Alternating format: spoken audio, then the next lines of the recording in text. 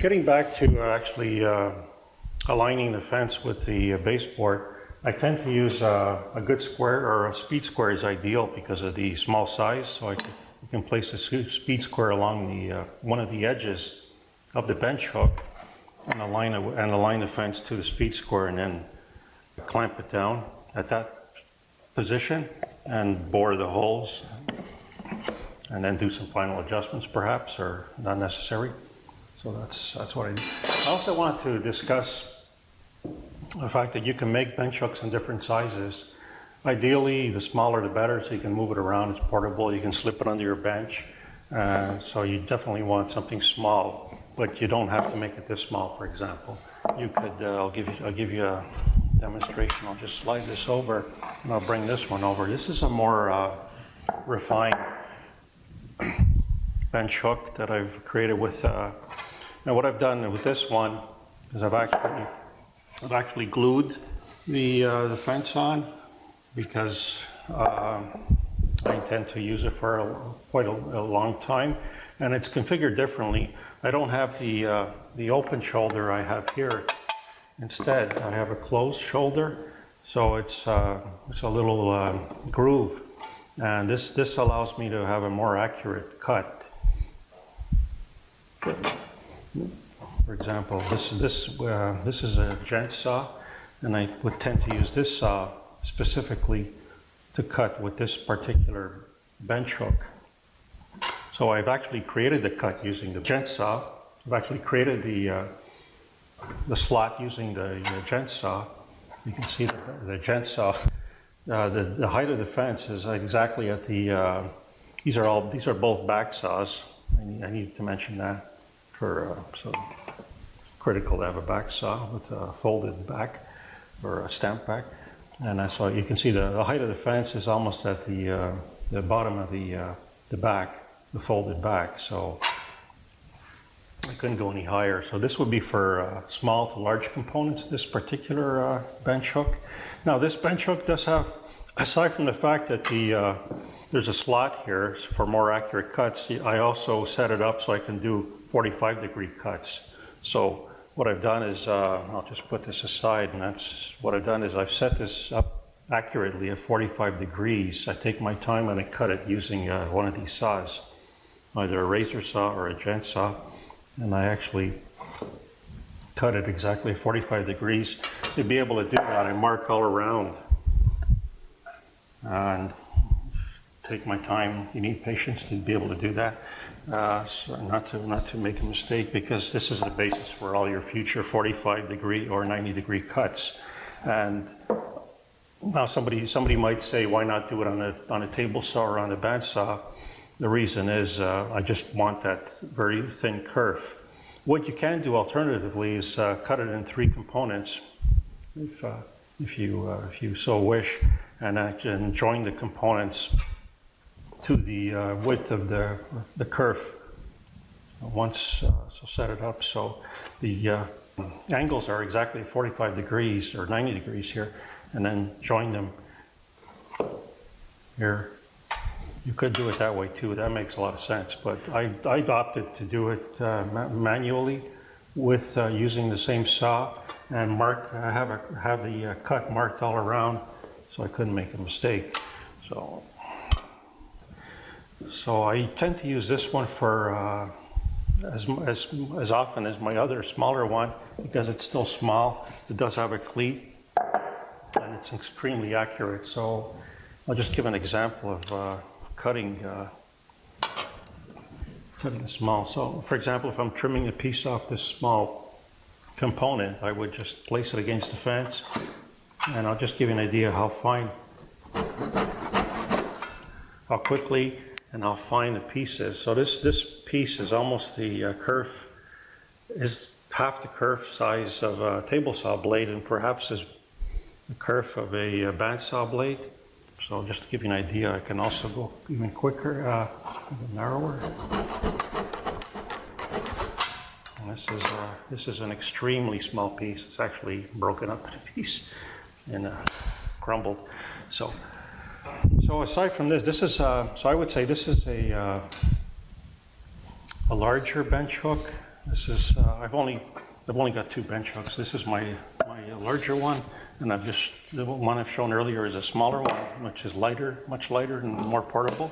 And this one also has a cleat. Now there's something different about this particular bench hook. Rather than just have a simple cleat, I've also set it up so I can use the cleat itself for 45 and 90 degree cuts. And it's not necessary to only have 45 and 90 degrees. You can set up for 30, 60 angles that you use most often in your furniture making. I tend to use 45 or 90. So what I've done is I've actually made the cleat half the size of this size. So, for example, if I'm cutting smaller pieces like this at 45, I'll just give you a demonstration.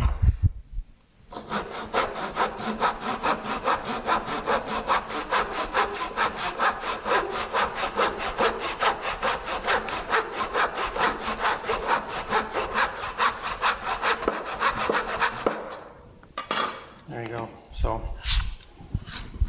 it's a perfect 45 degree cut, I would imagine, using it exactly dead on at 45. And so is this other component. So, and they're fairly well trimmed. They're fairly fine. They have a fine finish already. So sometimes you don't even need to bring it to the shooting board afterwards. Another advantage of using a bench hook. So this has dual purpose. It has a lower fence here, a wider lower fence for more registration. Like the wider fence provides more registration for the either the razor saw or the gent saw.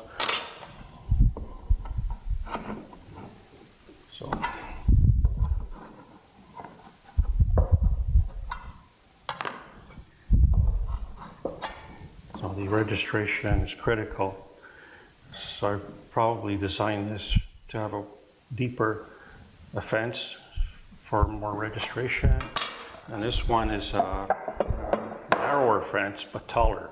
So this also provides good registration, but different type of registration for higher, taller components.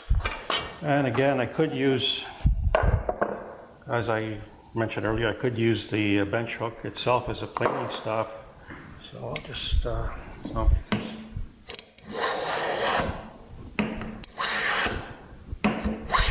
in this case, the lower fence is more conducive to be used to use it as a planing stop, because then I have more flexibility, more versatility in the height of the actual piece. Some trimming, so I tend to use razor saws. These are fairly inexpensive razor saws to make precise, clean cuts. Razor saws are fine-tooth back saws. This is a back saw used for detail work. They're used in modeling and in fine woodworking. So a common razor saw is from 6 to 8 inches long with 24 TPI and a 1 1/8 inch deep blade, or 1 1/2 inch deep blade. The gent saw, now this is a little more expensive. It has a fairly thicker kerf. The kerf on this one is almost 30 thou, whereas this is 20 thou. So with the teeth set on both. This has a heavier back, but it's shallower. It's not as deep as the razor saw, and it's a little stiffer, so it has a thicker plate, and it's less likely to flex in a cut. So this is what I tend to use as much as that. Either one of these will perform well. This is probably better for larger components, such as this or this piece here. So I'll just do a demonstration of that.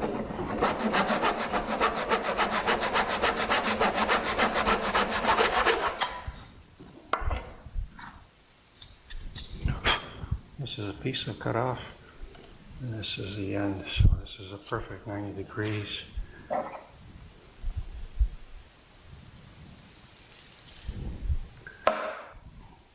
So the razor saws tend to have a rip tooth configuration, so it makes quick work of cutting.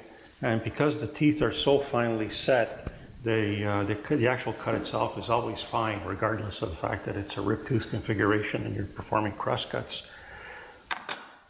The razor saws are inexpensive and available at woodworking retailers and hobby shops. And they leave a very, very, like I just mentioned earlier, very, very fine, smooth finish, regardless of grain direction.